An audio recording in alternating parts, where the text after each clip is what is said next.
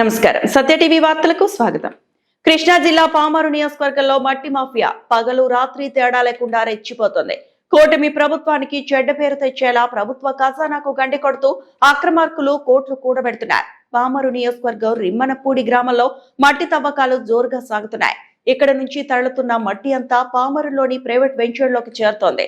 ఒక్కో ట్రక్కు మట్టిని ఏకంగా 2000 చొప్పున విక్రయిస్తూ లక్షల రూపాయలు వెనకేసుకుంటున్నారు.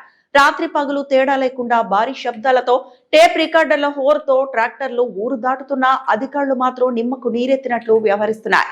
మేము ఏఎంఆర్ సంస్థకు చలానా కట్టాం, మా ఇష్టం, మీరెవరు ప్రశ్నించడానికి అంటూ మట్టి మాఫియా యథేచ్ఛగా బెదిరింపులకు దిగుతోంది. అసలు అక్కడ ఏం జరుగుతోంది, అధికారులు ఎందుకు చోద్యం చూస్తున్నారు? దీనిపై మా ప్రతినిధి అందిస్తున్న గ్రౌండ్ రిపోర్ట్ ఇప్పుడు చూద్దాం. కృష్ణా జిల్లా పామరు నియోజకవర్గం రిమ్మనపూడి గ్రామం ఇప్పుడు మట్టి మాఫియాకు కేరాఫ్ అడ్రస్ గా మారింది. నిబంధనలు బూడిదలో కలిపేస్తూ పర్యావరణాన్ని గుల్ల చేస్తూ ఇక్కడ యథేచ్ఛగా మట్టి తవ్వకాలు కొనసాగుతున్నాయి. ఇక్కడ నుంచి తవ్విన ప్రతి మట్టి పెళ్ల పామరు పరిసరాల్లో వెలుస్తున్న ప్రైవేట్ రియల్ ఎస్టేట్ వెంచర్లోకి తరలిపోతోంది. ఒక్కో ట్రక్కు మట్టిని 2000 రూపాయలకు పైగా అమ్ముకుంటూ అక్రమార్కులు జేబులు నింపుకుంటున్నారు. ప్రభుత్వానికి రావాల్సిన మైనింగ్ ఫీజులు, రాయల్టీలు అన్ని అక్రమార్కుల పాలవుతున్నా పట్టించుకునే నాదుడే కరువయ్యాడు. ఈ అక్రమ దందా ఇక్కడితో ఆగడం లేదు. పగలు రాత్రు అనే తేడా లేకుండా నిరంతరాయంగా ఈ తోలకాలు సాగుతున్నాయి. గ్రామంలోని వీధుల గుండా వెళ్లే ట్రాక్టర్లకు టేప్ రికార్డులను పెట్టి ఫుల్ సౌండ్ తో పాటలు పెడుతూ నరకం చూపిస్తున్నారు. అర్ధరాత్రి వేళల్లో కూడా ఈ హోరు ఆగకపోవడంతో స్థానికులు, వృద్ధులు, చిన్నపిల్లలు నిద్రలేక అల్లాడిపోతున్నారు. ఇంత జరుగుతున్నా కళ్ల ముందే వందల ట్రాక్టర్లు తిరుగుతున్నా స్థానిక అధికారులకు మాత్రం ఏమీ కనిపించకపోవడం, వినిపించకపోవడం వెనుక ఉన్న మర్మం ఏంటని ప్రజలు ప్రశ్నిస్తున్నారు.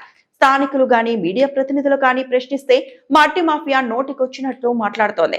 మేము ఏఎంఆర్ సంస్థకు చలానా కట్టాం, మా ఇష్టం, మమ్మల్ని అడగడానికి మీరెవరు అంటూ పొగరుబోతు సమాధానాలు ఇస్తున్నారు. అసలు ఏఎంఆర్ సంస్థ పేరుతో జరుగుతున్న ఈ తవ్వకాలకు అనుమతులు ఉన్నాయా? ఉంటే ఎంతవరకు ఉన్నాయి? చలానా కట్టింది ప్రభుత్వానికా లేక మధ్యవర్తులకా అన్నది ఇప్పుడు మిస్టరీగా మారింది.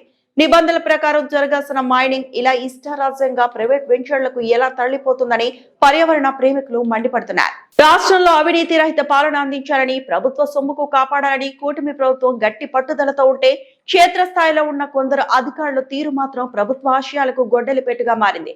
ఎంత మొత్తుకున్నా, ఎన్ని ఫిర్యాదులు చేసినా అధికారుల్లో చలనం లేదు. ఈ అక్రమ తవ్వకాల వల్ల కూటమి ప్రభుత్వానికి చెడ్డ పేరు వస్తుందని స్థానిక పౌరులు ఆవేదన వ్యక్తం చేస్తున్నారు.